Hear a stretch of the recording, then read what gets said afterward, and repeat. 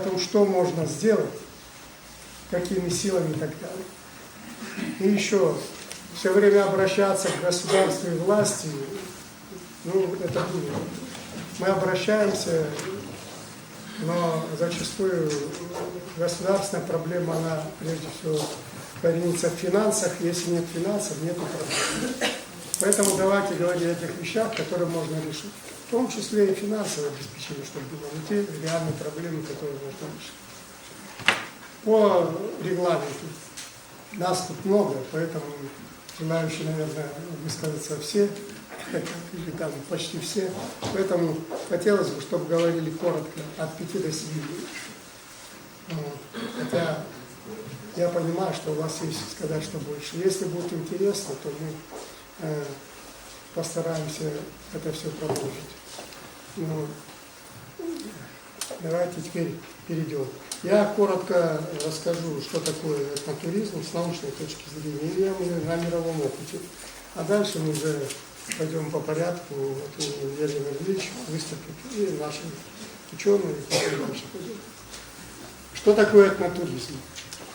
Этнотуризм, ну, или этнографический туризм, в принципе, это разнозначные понятия с точки зрения ученых.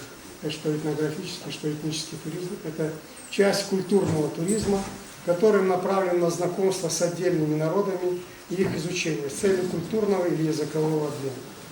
Далее, это посещение исторической родины или места рождения родственников. Это путешествие полностью или частично реализуемое с целью посетить сообщество с первозданной культурой. Путешествие мотивировано прежде всего контактом с людьми, этническое или культурное наследие которых отличается от культурного или этнического наследия туристов. Это вещи понятны. Особенная разновидность культурного туризма, подразумевающая любую экскурсию, которая фокусируется в большей степени на людях, а не на природе, а также раскрывает образ жизни местного населения.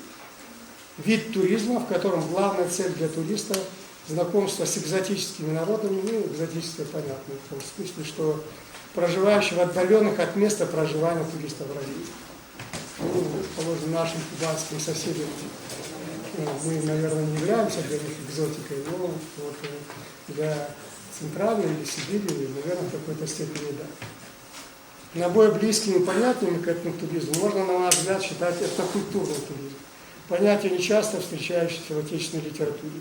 В него входят этнографический, антропологический, этнический и ностальгический туризм.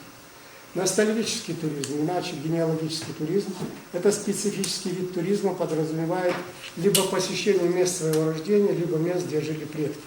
Данное направление туризма получило импульс в развитии в 1999 году, когда британское туристическое управление призвало потомков иммигрантов и вывезенных арестантов вернуться на родину и изучить свою родословную.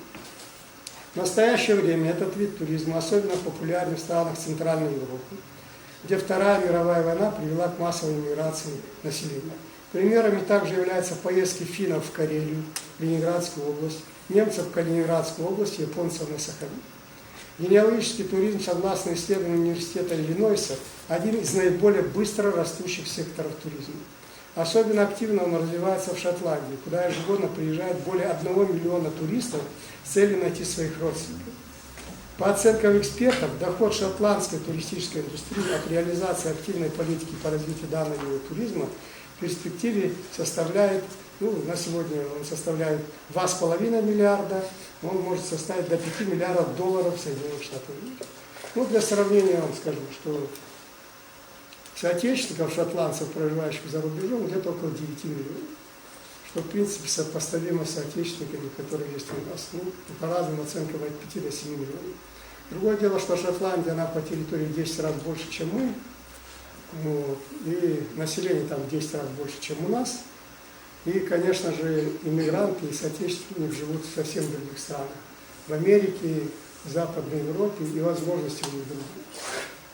Другой вопрос, что я говорю о ресурсах, которые есть у нас, и которые практически никак не используются. А речь идет о миллиардах долларов. Этнографический туризм осуществляется с познавательной и развлекательной целью. Знакомить с культурой и бытом определенного народа, ее костюмами, языком, фольклором, традициями, обычаями, этническим творчеством, рассчитан на широкий круг туристов. Этот вид туризма предусматривает посещение исторических сельских поселений, сохранивших свой планировочный и архитектурный облик. Традиционные виды землепользования, элементы народной культуры в повседневной жизни и творчестве людей.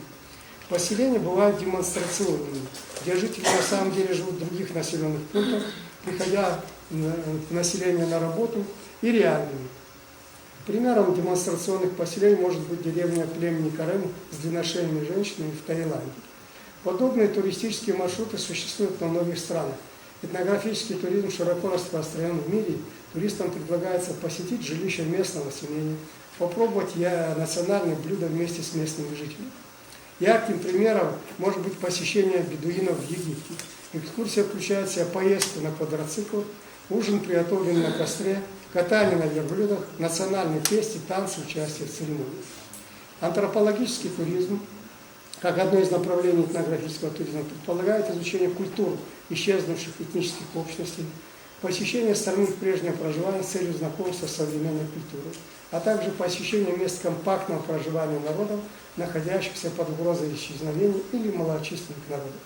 Яркими примерами изучения этнических общностей могут быть экскурсии в Перу с целью знакомства с культурой инков, в Крыму с культурой скифов, популярные экскурсии к караимам, это в Крыму, и в Панаме организуют туры к индейцам племени Имбера. Аборигенный туризм – вид туризма, в котором коренные народы непосредственно включены в организацию туристической индустрии. Этнокультурные туры к аборигенам популярны в Австралии, в частности, по южной части страны. Экскурсионная программа проводится коренными жителями Австралии. В ходе одной 5-дневных туров туристы посещают деревни аборигенов, знакомятся с их историей и культурой, также осматривают местные природные достопримечательности. Ну и у нас в Шапсуге на побережье, Черноморского побережья то же самое почти. На северном побережье Гондураса общины народа Гарифуна организуют туры в своей деревне, знакомят туристов с традиционной рыбацкой культурой, танцами, музыкой, национальной культурой. Деревня Аква-Хилл Трайб расположена в северной части Таиланда. Туристам предлагается остановиться в бамбуковых бунгало с видом на долину, окруженную чайными плантациями, рисовыми полями, водопадами и джунглями. Местные гиды сопровождают гостей поселения на рыбалку, организуют катание на слонах, а также тур к соседним горным племенам. Вся полученная от туриндустрии прибыль остается в местном сообществе и расходится на развитие образовательной системы.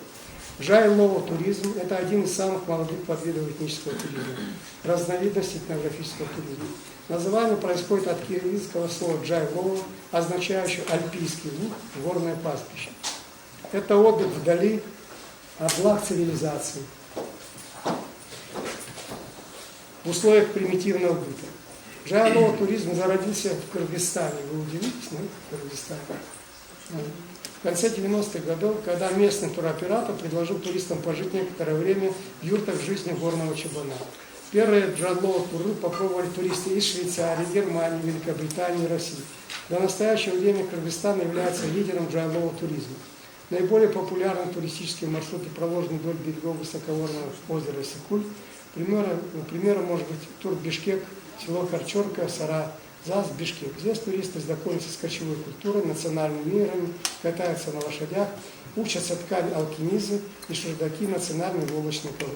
Этнический туризм предоставляет собой самостоятельное направление туризма. В российской зарубежной научной литературе изучено крайне мало. По сравнению с видами туризма, такими как агротуризм, экотуризм, спортивный туризм и другие. Недостаточно внимания уделено вопросам классификации этнотуров, а также географическим особенностям их организации. Важная специфическая особенность этнического туризма – это диверсификация его структуры, обусловленная дифференциацией интересов и потребностей туризма. На наш взгляд, выделен нами ностальгический, то есть генеалогический туризм, этнографический, аборигенный туризм, антропологический джай-лоу туризм являются частью этнического туризма, однако выделение на перечисленные виды является основой. Иногда один и тот же тур может быть причислен сразу к нескольким видам этнического туризма. Важно отметить, что туризм является общепризнанной прибыльной отраслью экономики и источником занятости местного населения. Этнотуризм позволяет населению лучше познать свою, а также культуру других народов, укрепляет толерантные отношения. Я завершил. Я думаю, если вопросы будут, там